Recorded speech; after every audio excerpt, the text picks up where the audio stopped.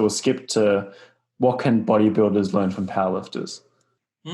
That's a good one. I like that. I know Nick's got experience with both. Jump on. Yeah. Look, just Connor's pretty much, I'm pretty sure you've said this throughout the entire thing, but, neurological training, isn't necessarily always just strength-based. But it can improve strength, but, look at it like this. Everything that we gain from a neurological perspective can carry you over to the hypertrophy metabolic phase. So this is what bodybuilders can learn from powerlifters. When bodybuilders, like let's say, for example, need a deload, strength phases can come in, right, and help potentiate those muscle gains, going forward. So those, like, think of like all year round, you're doing hypertrophy after hypertrophy. You're just trying to smash like so much volume of work, right? When we need to take a little step back from volume and incorporating more neurological type training, that can like really like. I feel like I'm just going to repeat myself right now because I just already said it. So, like I said, like it just, improvements in strength really, like I said, carry over to hypertrophy phases. So I don't really see to say anything more than that. Like that's just my main point. Sweet. Prantik, do you ever see any powerlifters out there and you're like, oh, there's certain things as like you're a bodybuilder, like, oh, maybe I should think of that. Maybe that'll help me in some sense. Maybe not in the exact same way, but certain principles or things they do, maybe that'll apply to my size training. You ever thought of that? We all know a bodybuilder who has turned into a powerlifter. Sort of stuff like Larry Wheels was this guy who used to be a bodybuilder and then he's turned into powerlifter. The other way around also has happened where powerlifters have turned into bodybuilders. So I think it's definitely possible that there's a key takeaway for each of these groups from intermingling with each other. The type of training that powerlifters do that should actually inspire bodybuilders, as well as the short burst of energy or the 1 RM, as Nick was mentioning before, reaching that 1 RM and hitting your PR. That can be incorporated in bodybuilding as well, and that can be one thing that bodybuilders can take away from powerlifters.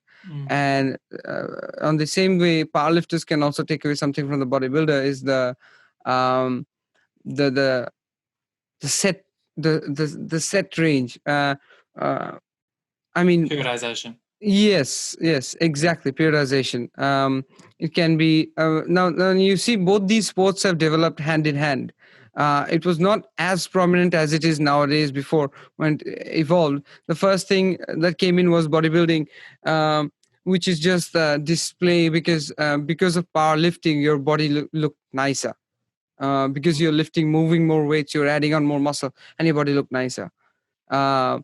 So both these sports were hand in hand. So they're always learning from each other. Both these sports are always learning from each other, and they're trying to get a growth. And then there is CrossFit. So both these are going hand in hand, and I feel like they're learning from each other and developing every day.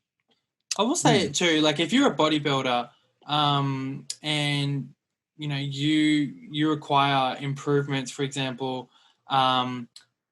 during heavier loads, like maintaining execution during heavier loads, I think it's really important for them to go through neurological training because that definitely comes in handy to help them, as their training progresses and they are, lifting heavier. So if they're not used to lifting heavier, definitely going through like, strength phases, getting stronger and things like that, to then go into a hypertrophy phase again will certainly help with like execution for sure.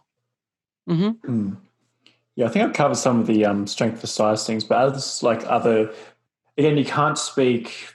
I'm going to group categorize people, but obviously there's powerlifters that I'm about to like credit that are dumb and don't do it, and the good bodybuilders that do some of the stuff that are good and aren't idiots. So I'm going to use the stereotypes of like each as kind of trends. So I think overall, you see powerlifters in general are very concerned with their technique. Again, there's exceptions for both, and bodybuilders are really keen on technique. But overall, there's definitely like, okay, we really care about technique here in the powerlifting world. And I think bodybuilders should definitely take some of that. Now, how their technique and execution and the rest, it'll probably look different, but in terms of putting it at like, you know, high on the pedestal, I think it's something they can learn from. You know, you've also got just, you know, powerlifters usually have like goals, you know, in terms of like, okay, I want to increase my lifts, my totals by like IPF Worlds, you know, this time next year. And, you know, bodybuilders, we want to gain size, but as Prantik was saying ages ago, sometimes like the small gains of size can be hard to see. And at least, you know, sometimes what bodybuilders do, goals. they'll go through like a whole off season. They'll cut down like, oh, they're comparing if I gain size. Well, it's off season, I might just be fuller, I might just have more fat. And they go all the way to the next year and they look exactly the same. Like, wouldn't it be handy if you could do certain things that would tell you weren't on the right track earlier? And sometimes those quantifiable goals are it. Now, again, it might not be a 1RM squat. Maybe it's like a different lift. Like, okay, if I'm really trying to guarantee my quads are grown, maybe it's like, okay, I improved my pendulum squat or my hack squat or something like that, my like high bar heel elevated squat. Yeah, really quad dominant squat, for example, to make sure really sure. In the slightly higher rep range, particularly for multiple sets, even just your leg extension has just went up across multiple sets. It can give you those clues before the end of like your contest prep. I'm like, oh crap, look the same as last year. You know, and I think the other part is, you know, bodybuilders can be good at, so you might consider programming. That might be how the variables of training look across the week. A lot of bodybuilders are quite good at that. But how it varies across the whole year is something that overall they are not good at, especially compared to powerlifters. Like powerlifters will have, you know, you can categorize more than this, but at the very minimum, they'll say like, okay, I might be trying to gain size, strength, and peak. Like they might do those three. Whereas bodybuilders, like, yeah, bulk and cut nutritionally, that's a bit of like variation, but how's my training change across the year? You know, like do you have like different goals at each stages and stuff like that? So within the week, that can be quite good. Yeah, okay, organizing the perfect frequency, the perfect volume for this week. But yeah, but how does it translate to, you know, the upcoming weeks in a mesocycle? So mesocycle is a collection of weeks, Rachel. And then across the year, like months and months and months across, how does that look and why should I change it and this and that? And sometimes the powerlifters are really good with that. Yeah, deloads. Nice. Yeah, I'll live with it. Thank you for watching the Forge podcast. If you enjoyed it, we'd love for you to subscribe. If you want to find out more about us, check the description. And as always, thank you for listening.